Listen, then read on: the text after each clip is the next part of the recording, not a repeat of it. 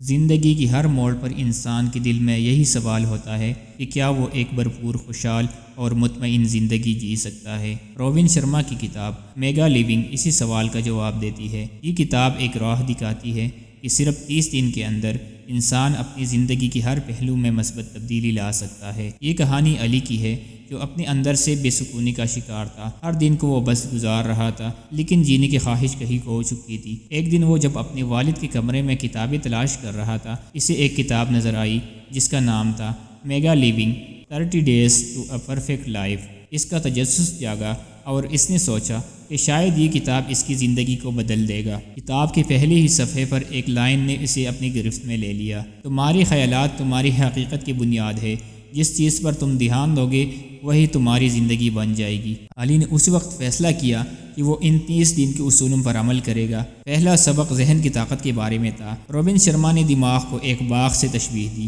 اگر تم اپنے دماغ میں مثبت خیالات کی بیج بو گے تو تمہارے ارد گرد خوشی اور کامیابی کی پھول کھلیں گے، لیکن اگر تم اسے منفی خیالات کی رحم و کرم پر چھوڑ دو گے تو یہ باغ ویران ہو جائے گا۔ علی نے اپنے دن کا آغاز خاموشی کے چند لمحوں سے کرنا شروع کیا۔ وہ روزانہ ایک پرسکون جگہ پر بیٹھتا تھا، گہری سانس لیتا تھا اور اپنے خیالات کو قابو میں رکھنے کی کوشش کرتا تھا۔ کچھ دنوں میں اس نے محسوس کیا کہ اس کا دماغ پرسکون ہو رہا ہے اور اس کی سوچ مثبت ہونے لگی ہے۔ ایک دن علی نے کتاب میں ایک کہانی پڑھی جو اسے بہت متاثر کر گئی۔ یہ کہانی ایک ایسے شخص کی تھی جو ہر صبح سورج نکلنے سے پہلے اپنی زمین پر کام کرتا تھا اور دن کے اختتام پر خدا کا شکر ادا کرتا تھا۔ اس شخص کا ماننا تھا کہ زمین کی زرخیزی کا راز اس کی روزمرہ کی محنت میں چھپا ہوا ہے۔ علی نے یہ اصول اپنے دماغ پر لاگو کیا۔ اس نے سوچا کہ اگر میں اپنے ذہن کو روزانہ بہتر بنانے پر کام کروں تو یہ بھی ایک زرخیز زمین کی طرح نتائج دے گا۔ پھر جسمانی صحت کی بات آئی۔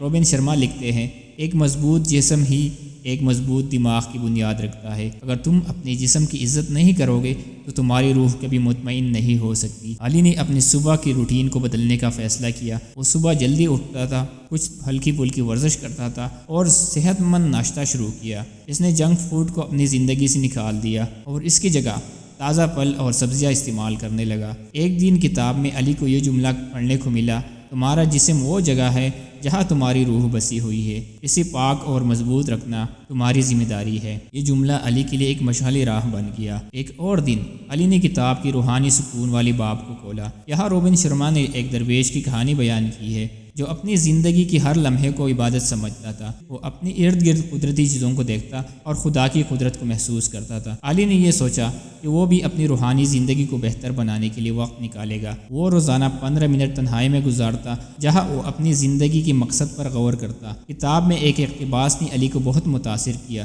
اگر تم اپنی روح کی بات سنو تو تمہیں اپنی زندگی کا اصل مقصد مل جائے گا۔ یہ اقتباس علی کے دل میں اتر گیا اور وہ روزانہ خود سے سوال کرنے لگا کہ میں دنیا میں کیا اچھا کر سکتا ہوں۔ کتاب کے ایک اور باب میں شکر گزاری کی اہمیت کو بیان کیا گیا تھا۔ روبن شرما لکھتے ہیں، شکر گزاری تمہیں وہ سب کچھ دیکھنے پر مجبور کرتی ہیں جو تمہارے پاس پہلے سے موجود ہے۔ خوشی ہمیشہ وہاں ہوتی ہے جہاں تم اسے دیکھنا چاہتے ہو۔ علی نے ہر دن کے اختتام پر اپنی زندگی کی نعمتوں کا حساب لگانا شروع کیا۔ وہ سوچتا تھا کہ اس دن کیا اچھا ہوا، اس بات کے لیے وہ شکر گزار ہو سکتا ہے۔ یہ عادت اسے نہ صرف ماضی کی یادوں میں خوشی تلاش کرنا سکھاتی بلکہ حال کو بہتر بنانے کا موقع بھی دیتی تھی۔ روبن شرما نے دوسروں کے لیے اچھے اعمال کرنے کی بھی بہت اہمیت دی تھی۔ ایک دن علی نے کتاب میں ایک کہانی پڑھی جو اسی زندگی بھر یاد رہی۔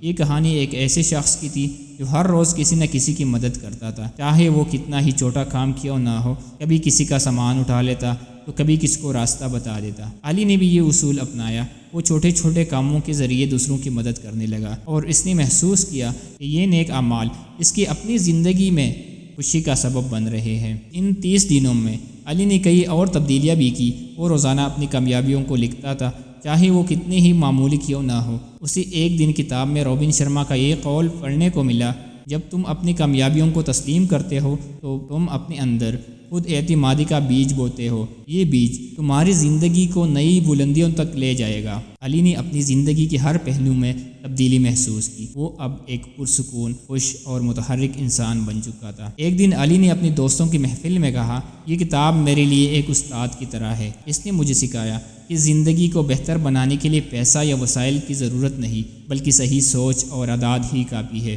میگا لیونگ روبن شرما کی صرف ایک کتاب نہیں بلکہ ایک راہ ہے۔ یہ ہمیں سکھاتی ہے کہ زندگی کو جینا ایک فن ہے، اور یہ فن کوئی بھی سیکھ سکتا ہے۔ اگر آپ بھی اپنی زندگی کو بہتر بنانا چاہتے ہیں تو آج ہی پہلا قدم اٹھائیں۔